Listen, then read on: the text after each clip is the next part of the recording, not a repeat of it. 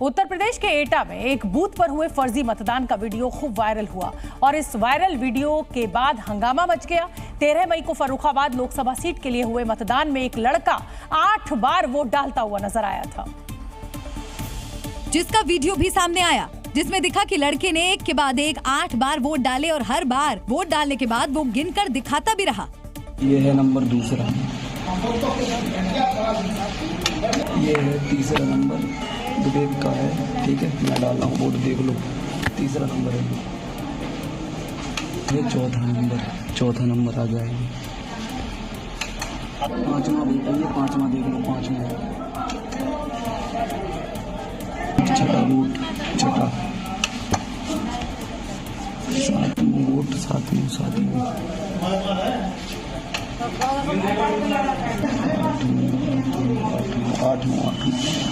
इस वीडियो पर समाजवादी पार्टी ने शिकायत दर्ज कराते हुए लिखा कि 8 बार एक ही लड़का वोट डाल रहा है, सारा वोट बीजेपी को दिया गया है, क्या ये निष्पक्ष चुनाव हो रहा है। वहीं अखिलेश ने भी लिखा कि अगर चुनाव आयोग को लगे कि ये गलत हुआ है तो कुछ कार्रवाई जरूर करे, नहीं तो भाजपा की बूथ कमेटी दरअसल लूट कमेटी है।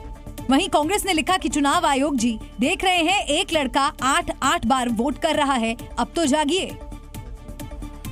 आरोप है कि फर्जी मतदान करने वाले लड़के ने ये 8 वोट बीजेपी प्रत्याशी मुकेश राजपूत के पक्ष में डाले थे, जिसकी शिकायत मिलने के बाद चुनाव आयोग ने भी सख्त कार्रवाई की और बूथ संख्या 343 पर तैनात रही पूरी पोलिंग टीम के कर्मचारियों को निलंबित कर उनके खिलाफ जांच बिठा दी गई। साथ ही मामले में एटा के नायागांव थाने में केस दर्ज करने के साथ ही फर्जी मतदान करने वाले 17 साल के नाबालिग आरोपी अनिल सिंह को गिरफ्तार कर जिला बाल संरक्षण केंद्र भेज दिया गया।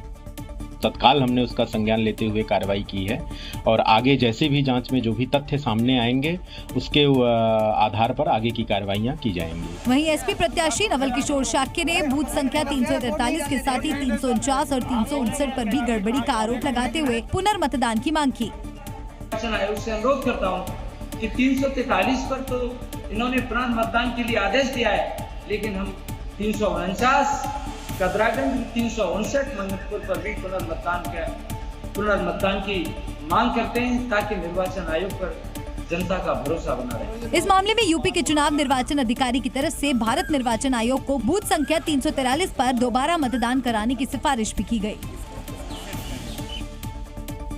देश की राजधानी दिल्ली तप रही है। एक दिन पहले दिल्ली के कई इलाकों में तापमान 45 डिग्री सेल्सियस दर्ज किया गया, यानी राजस्थान से भी ज्यादा गर्म रही दिल्ली। क्योंकि रविवार को दिल्ली के कई इलाकों में अधिकतम तापमान 45 से 47 डिग्री सेल्सियस के बीच रिकॉर्ड किया गया, जो सामान्य से 4 से 6 डिग्री ज्यादा है।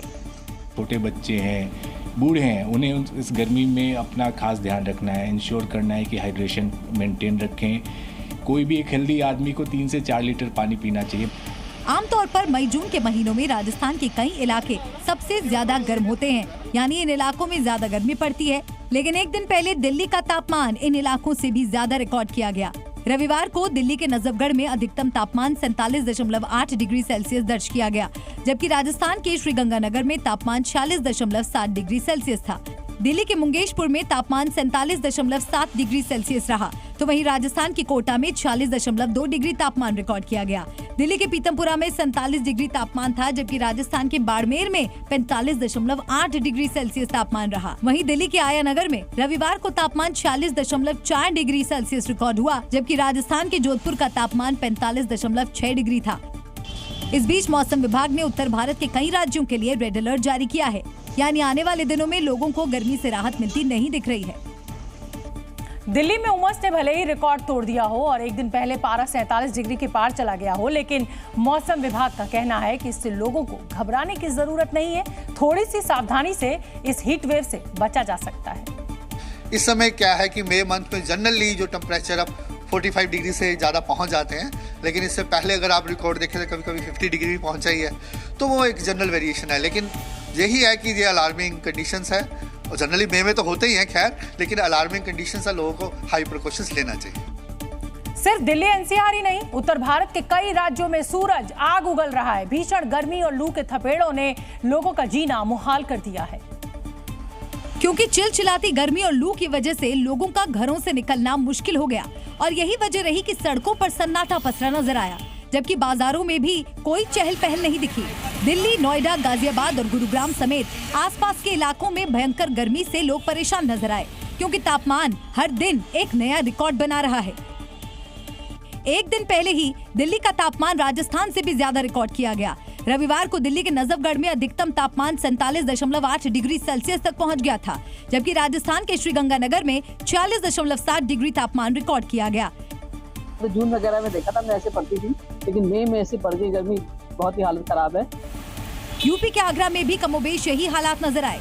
सूरज के प्रचंड तेवर ने आगरा वासियों का दिन का चैन और रात की नींद उड़ा दी। घर से निकलना आवश्यक हो जाता है तो मजबूरी में निकलना पड़ता है। बहुत दिक्कत हो रही है सर, गर्मी का टेम्परेचर बहुत है। मौसम विभाग के मुताबिक दिल्ली और आसपास के इलाकों में लोगों की मुश्किलें फिलहाल कम होती नहीं दिख रही, क्योंकि अगले कुछ दिनों तक इन इलाकों में 43 से 45 डिग्री सेल्सियस तक तापमान रहने का अनुमान है। आम आदमी पार्टी की राज्यसभा सांसद स्वाति मालीवाल से बदसलूकी मामले में पुलिस ने अपनी कार्रवाई को तेज कर दिया है। पुलिस ने स्वाति मालीवाल के कपड़े फॉरेंसिक जांच के लिए भेजे, ताकि उनके साथ हुई मारपीट मामले में सबूत जुटाए जा सके। आरोप है कि स्वाति मालीवाल के साथ 13 मई को सीएम हाउस में मारपीट की गई थी, जिसका आरोप विभव कुमार पर लगा था।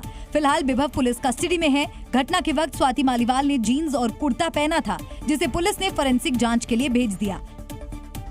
इस बीच स्वाति मालीवाल पिटाई कांड ने दिल्ली में चुनावी सरगर्मी बढ़ा दी। इस मामले को लेकर बीजेपी और आम आदमी पार्टी में जुबानी जंग जारी है। आज एक बार फिर आम आदमी पार्टी ने स्वाति मालीवाल बदसलूकी मामले को बीजेपी का षड्यंत्र करार दिया।